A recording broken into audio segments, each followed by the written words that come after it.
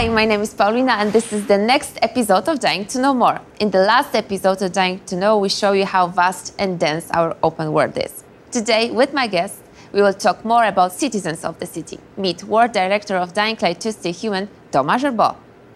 Hi Thomas, are you ready? Of course I'm ready.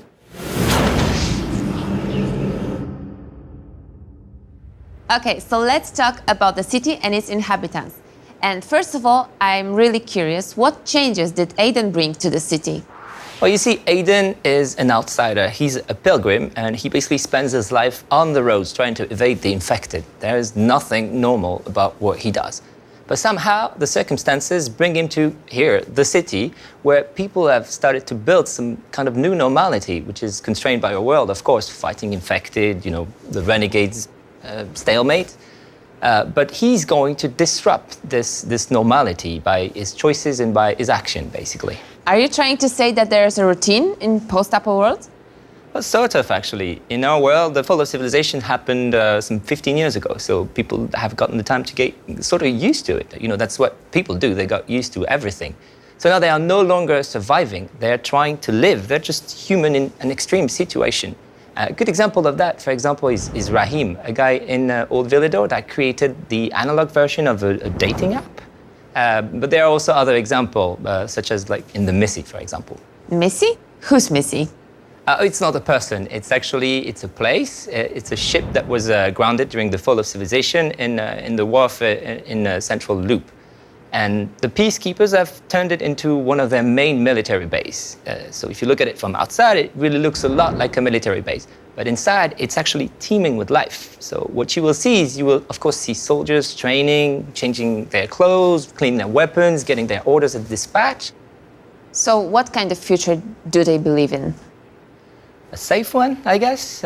Maybe a bit too safe, actually. You see, peacekeepers believe in law and order as, the founding of civilization. Yeah, but these rules seem to be very strict. They kind of are, indeed. But you could argue that it's what gives them an edge when they're fighting the renegades or the infected who actually thrive in chaos. After all, the peacekeepers, they're just a product of their environment. They're products of our world. And regardless of what you may think about their philosophy, you will feel their presence everywhere in the city. Some could even call it propaganda, actually. So I understand that there is a lot of environmental storytelling around inhabitants of the city. Am I right? Yeah, what we tried to do is we tried to let the players understand the rules of our world through their experience, through this exploration, actually. So, for example, if you look at this guy inside one of the cells of the prison in the peacekeeper's ship, you can wonder what he did. You know that he didn't steal because otherwise his hand would be chopped off, as you can see, because it's part of the rules. But maybe he challenged PK authority? No one knows. Yeah, and what will we see? Details, a lot of them. Besides just the factions and the main characters, we really tried to give life to all the inhabitants of our city. So from eavesdropping, looking at the graffiti, checking the billboards, listening to some of the tapes that are found around the world, you will really learn a lot about what our world is about. It's really the layer that will give textures and that fleshes out our world. Well, actually, that sounds really cool. I can't wait to see what you guys created for our players. We're pretty excited too.